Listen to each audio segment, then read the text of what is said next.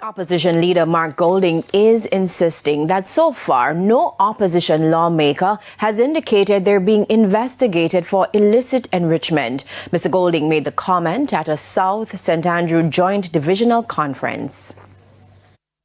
I have canvassed individually every PNP member of parliament and every PNP senator and asked them directly in writing whether they are under investigation to their knowledge by the Integrity Commission. And I can report to you tonight that each and every one has confirmed to me that they are not aware of being under investigation by the Integrity Commission for any wrongdoing.